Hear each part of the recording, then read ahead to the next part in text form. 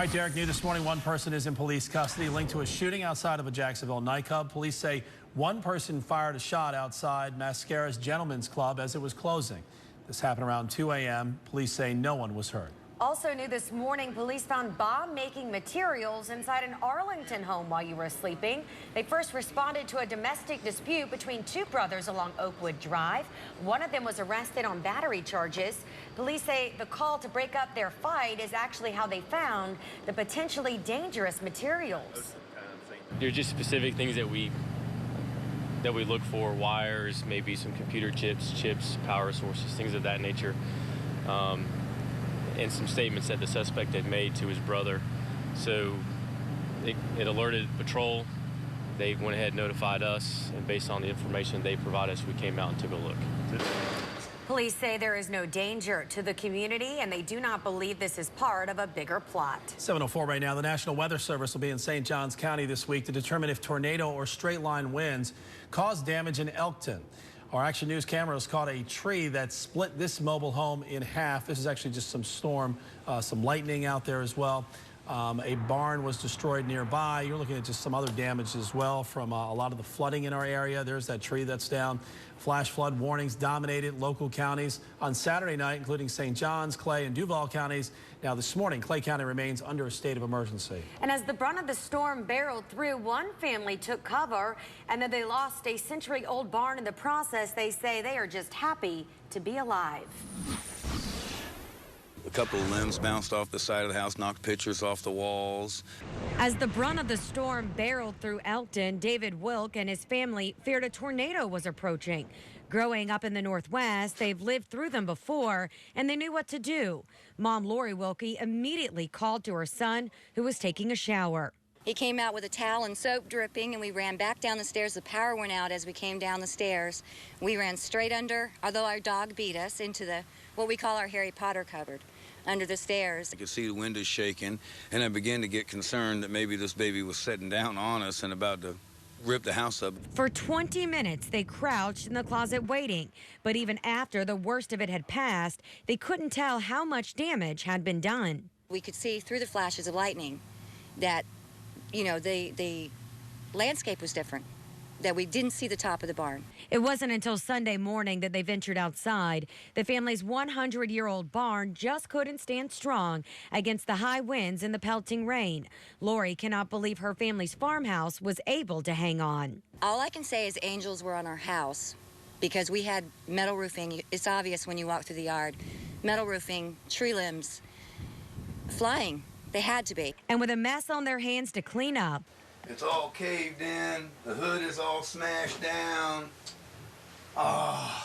They're still feeling pretty lucky. Our chickens, our dogs, our cats, everybody's fine. The chicken coop got demolished, and they came out squawking this morning, so we were amazed.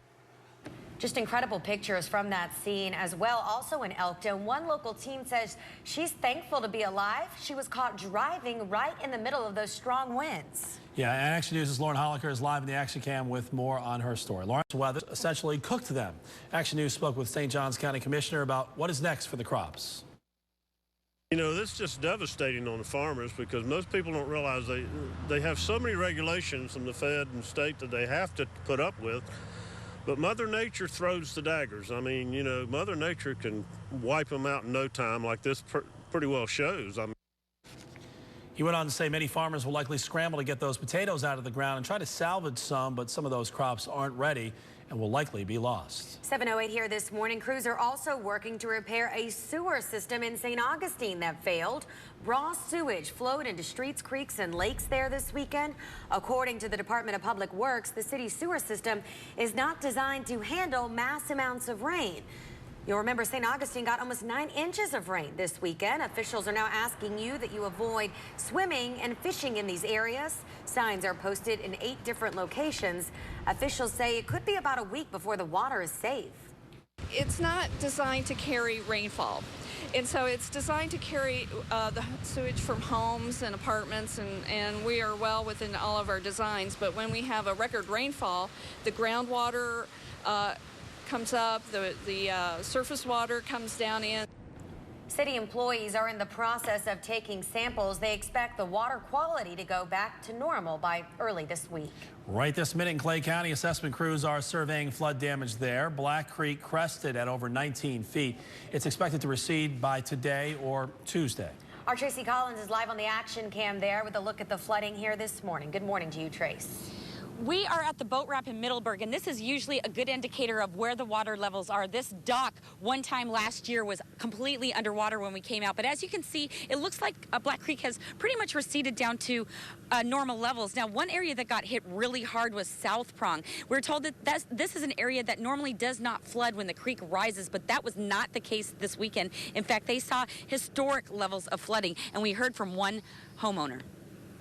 The house has been in the family for 50 years and it's never flooded upstairs. South Prong was almost historic flooding levels. You talk to people that live here 30 or 40 years, they've never seen it like this. And damage assessment is expected to start at 8 o'clock this morning. Now, this is what is really important about that. FEMA only is available if it is declared a state of emergency. So we're going to stay on top of that today. I'm Tracy Collins. We're live in Clay County for Action News. All right, Tracy, thank you. And you too can track the forecast right down to your neighborhood on your mobile device on our Action News mobile app. We also have a new one for your iPad. The new app features interactive radar, a 5-day forecast, hour-by-hour forecast, real-time alerts, as well as Mike Burrish's blog there. And you can watch live streams of Action News. The best part, it is the only app powered by Jacksonville's most accurate weather team. It is available right now only through iTunes. Now your weather and traffic on the ones. Breeze out there. We are cooling off as the morning goes along, and I want you to know, come tomorrow, same deal. We're going to be cool again. This is unseasonable for this time of year. Early May should be well into the upper 50s. We're talking low 50s in Jacksonville, upper 40s for Homerville and Fargo, 58 in St. Augustine. So certainly it's a pants day out there, maybe even an extra layer, but by afternoon, nice, beautiful, 74 degrees, nice breeze here by the Friendship Fountain. 7-Eleven right now. Coming up, I'm going to talk about 2 opportunities for more rain, something we don't need right now, but it's coming. 2 days in the next 7, and then also a big change in our temperatures, and you're going to want to see this coming up. Right now, again, 7-Eleven, here's Derek Odom with First Alert Traffic. Thank you, Tom. Taking a look at 295 and San Jose. Still looking good here, so we're giving that a green light as you make your way through the Mandarin area. Got a crash reported down in Clay County, US 17 southbound at Orion Road in the Green Cove Springs area. So watch out for possible delays. Police are on their way to that scene. Over the Shands Bridge to State Road 16 in Wards Creek. Still reporting it to be underwater according to FHP, so want to avoid that, and they'll have a detour in place as you make your way through that area. And over on 95 from County Road 210 up to 295 from St. Johns County, 8 minutes to make that drive. Coming up, we'll go to the website and check some gas prices for you. That's next from the Safe Touch Security First Alert Traffic Center. Guys? 7:12 here this Monday. The daughter of a local woman who police believe was murdered is now under arrest. Barbara Parcham's daughter is facing charges this morning as a convicted felon. And we have Dawn Lopez here in the studio with the very latest. Dawn? Well, Barbara Parcham's murder remains unsolved this morning, but Action News now knows that her daughter is in jail. However, investigators are not linking those charges to the murder case. Lily Ann Chavez is charged with possession of a firearm by a convicted felon. She remains in the St. Johns County Jail on $400,000 bond this morning. Chavez was arrested during the investigation of her mother's death. Parcham was missing for 3 weeks before investigators declared her case suspicious.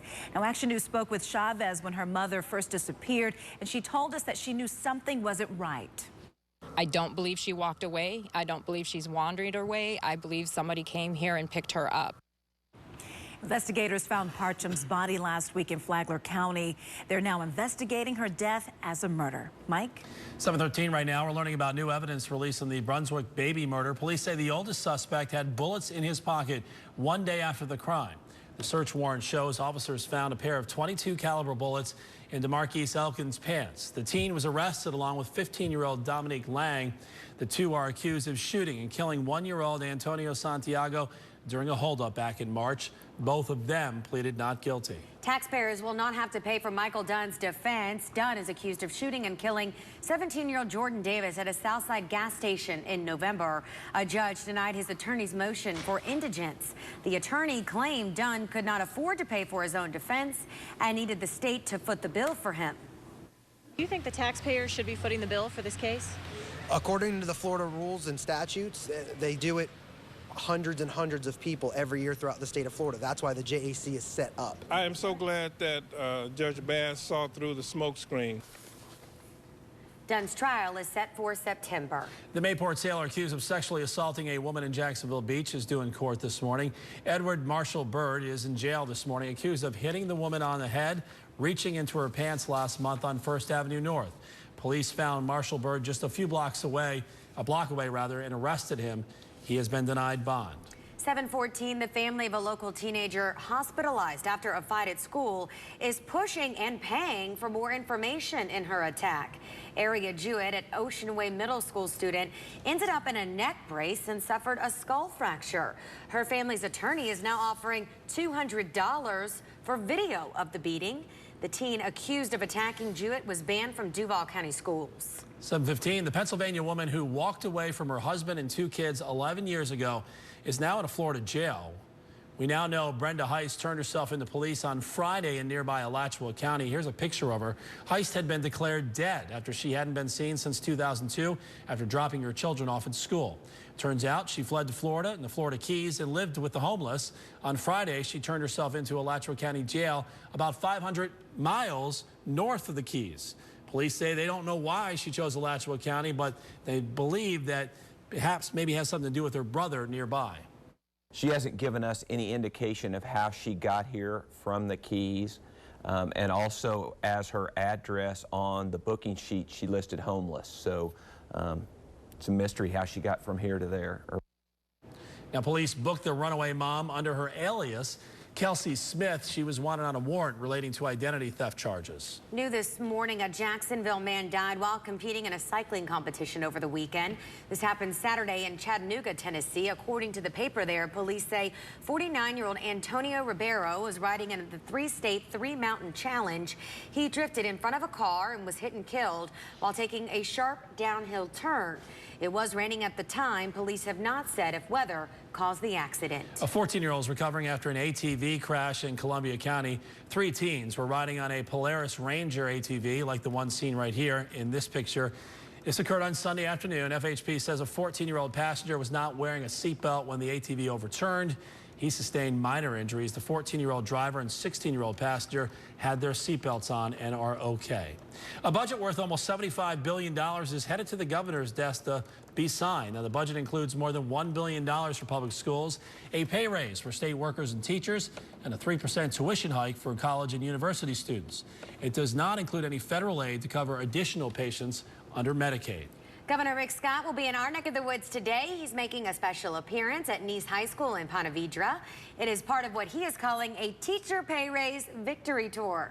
The state recently passed a $480 million measure to increase teacher pay. It's not going to take effect until next year. Well, your time is 7:17, and it is finally here, the Players Championship week. Yeah, plus the Jaguars rookie minicamp is over. An exciting finish in Talladega. Brent Martineau has it in your morning sports.